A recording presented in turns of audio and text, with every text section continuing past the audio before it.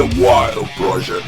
Oye, como deportista de élite en tu época de apogeo, de las becas medallas y tal, sí. ¿realmente se podía vivir bien de eso? Porque ya sabemos que un futbolista de élite sí, pero... Bueno, claro, tú. si me quieres comparar con un futbolista no es vivir bien. Nosotros vivíamos bien. No, pero... eso es ser millonario. Claro, no. No, tampoco llegabais a... No, mira, yo con los 3 premios que tengo de las 3 medallas olímpicas me ha dado para dar la entrada a mi casa. A mi casa. Pero yo tengo que seguir pagando 15 años más una hipoteca. Pero solo con las medallas.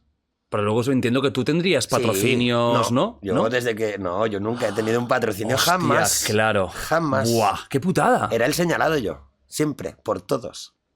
Hostia, es verdad, las marcas no quieren ni un puto lío. El siempre y por todos, macho, era imposible. Entonces tú, de las becas, es lo que tú cobrabas, Yo digamos. vivía de y la beca premios. ADO, de ir a competir al extranjero y ganar y traerte. En las Copas del Mundo se ganaba bien también. Sí, te pagaban pasta por... Sí, ganabas, igual te traías 3.000 pavos y tal. Hostia. Si ganabas en suelo y en salto, de repente ya casi en 6.000 pavos. Vale. Hostia, 3 o 4 en 2 o 3 meses. No estaba mal. No, para nosotros no era mal. Joder. O sea, que podías dedicarte perfectamente solo a eso y nosotros sobrado. no teníamos que pensar en trabajar. No, eso no. Bueno, ya era trabajar, claro. Claro, es que ya eran 8 horas y más todo lo que hacías por y para entrenar. Ujú. ¿Y te acuerdas? No sé si puedo decir, pero yo lo pregunto. ¿Una medalla de oro cuánto se paga? Mira, pues menos de 60.000. Vale. Pero no recuerdo cuánto. 50 o Sí, 50 entre 40 y algo así, yo creo. Pues pensaba más, ¿eh? Ya, Si te soy sincero. Y yo, cuando me lo pagaron, dije, mierda. Tú habías puesto los brazos así y de repente sabes que con una mano... Digo, hasta ni para eso. Tengo para la puntería hasta en eso. ¿Eso te lo da España? ¿O es el Comité Olímpico Internacional el que decide cuánto pagan? No. Cada país se paga sus olímpicos. Sus medallistas lo pagan. Cada país. Que es como un premio que da a cada uno para lo que...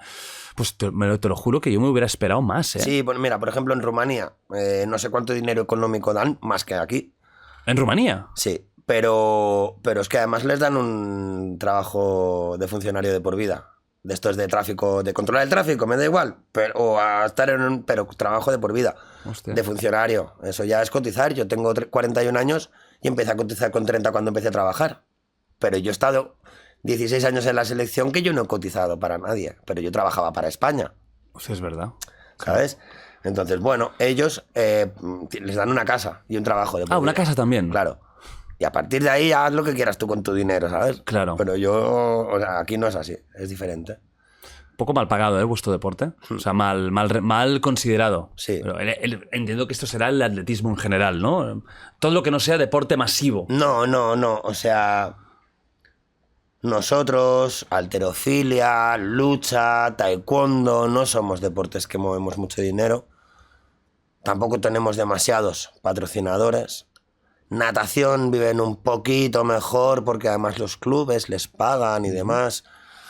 Y luego ya van los equipos que son, bueno, pues deportes de clubes. Entonces eso ya va por el club. Pero no, dinero no hemos ganado. Es una pena porque son deportes muy... Los vuestros son muy sacrificados. Muy sacrificados. Y que tienes que invertir una vida entera para conseguir llegar. O sea, yo he estado 25 años entrenando. Claro, yo cuando me retiré con 30 y había estado 25 entrenando. Y claro, los otros eran de los 0 a los 3. Lo raro es que no estés más machacado físicamente, porque deportes como el tuyo, si hasta un futbolista tiene las rodillas cuando se retira, que es curioso. Yo estoy menos lesionado porque, primero, siempre se decía de mí que entrenaba menos. Y podía ser verdad. Pero era porque lo necesitaba. Necesitaba realmente entrenar menos, porque si no, igual de cabeza no iba a llegar. Y físicamente, pues estaba por encima de ellos, entonces no había problema, había una compensar, ¿no? Uh-huh. Pero también por eso, porque cuando tú eres bueno, te das menos golpes. Claro. Caes, pero sabes caer. Uh-huh. Evitas, amortiguas, entiendes un poco, ¿no? Yo lo de perderme o lo de no saber si eso es el techo o el suelo o hacia qué sentido voy, a mí no me pasaba. Ya a otros sí.